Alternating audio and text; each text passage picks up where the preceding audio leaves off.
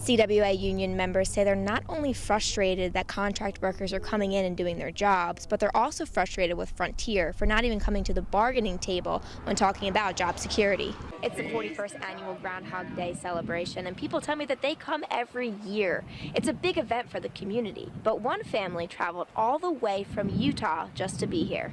Reports say that at least 50 million Facebook profiles have been misused, and that could include your metadata. Yup. That means your personal phone calls. Hello?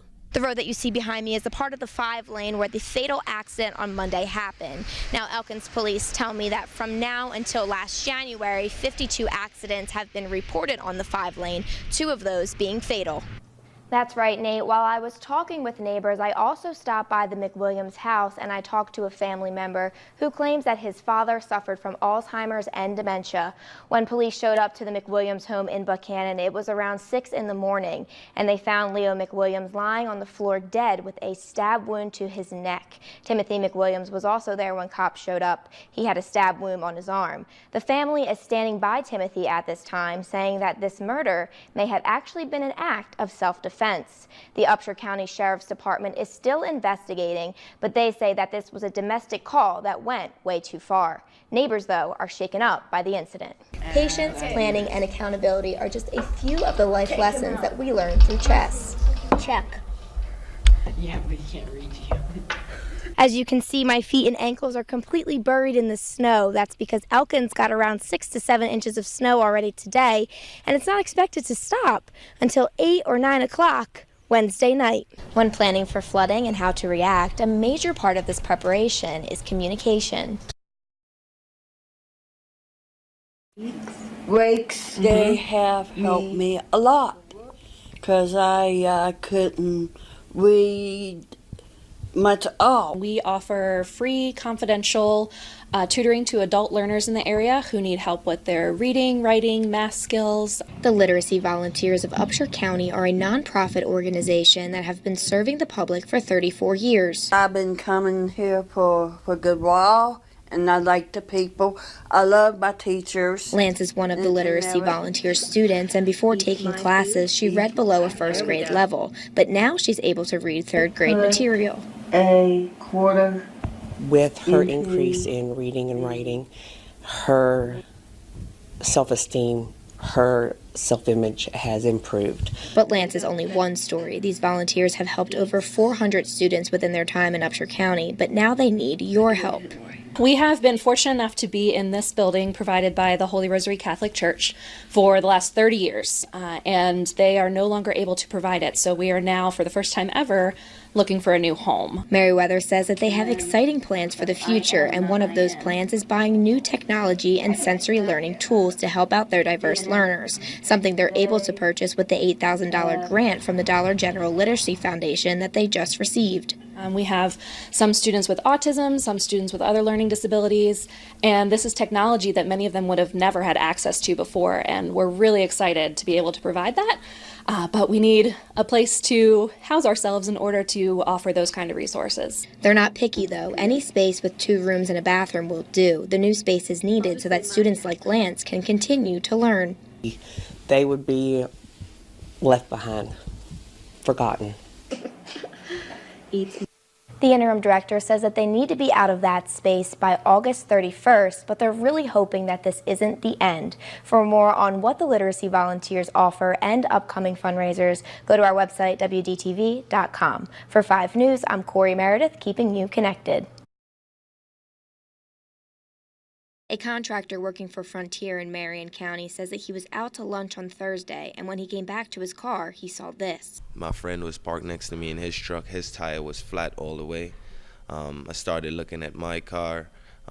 There were 3 tires with stab wounds in them, leaking out slowly. This contract worker wanted to remain anonymous for safety reasons, saying that he's still upset over this incident.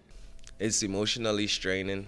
I'm still distraught about yesterday, having my tires slashed. He thinks that Frontier strikers slashed his tires, but CWA members are denying that claim. I can assure you it's none of our CWA members doing that.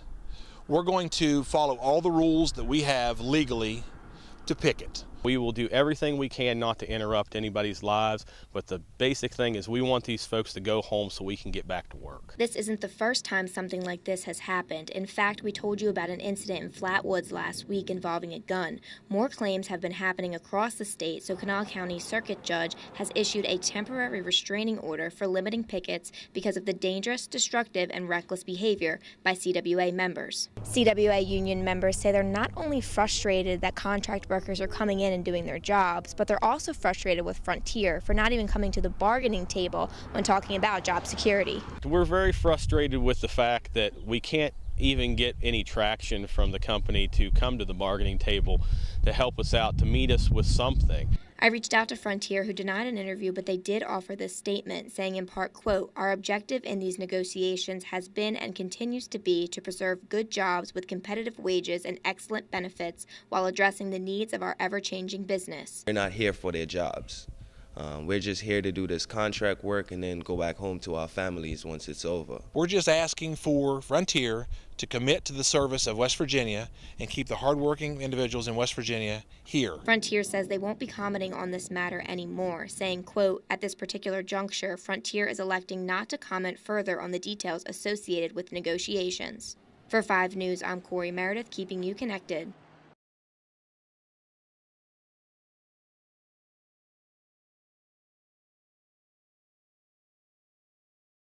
It all starts out as a normal school day until...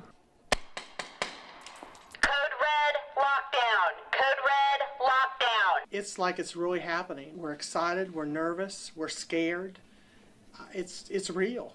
Teachers and school workers hear the loud booms from the gunshots, see the chaos that unfolds, and experience how police would actually respond. All of this to better prepare themselves and to protect their students. The kids come first. It's the safety. It's our #1 top priority. These are things that we only get one chance at, so we need to make sure we're right for them and we have them taken care of because they're the interest here. The group underwent a series of drills, each one being a little different than the last. This way, teachers, school workers, and police can all be ready in the event that this isn't a drill. We have to be prepared. Taylor County Board of Education hopes it never happens, but we can't take the attitude that it will never happen. We have to be prepared just in case it does happen. Part of these drills was testing out new surveillance technology in the schools that helps to locate where a shooter is within the building. It could be a huge asset, knowing where the shooter's located, knowing if there's more than one shooter, various reasons that, if the shooter's held up somewhere, it just gives us so much information and possibility to react even quicker with more knowledge. We feel that the cameras are giving us that extra security. The cameras are being watched constantly from outside this building, from inside this building, from our cell phones. And although this is something none of us want to experience, we all have to be prepared. Well, in today's world, it's extremely important. One, we never know what we're going to walk into, but 2, preparing and just running through different scenarios is so important. So when we get here, we're on scene that we just act naturally and head right to the target, the active shooter. For 5 News, I'm Corey Meredith, keeping you connected.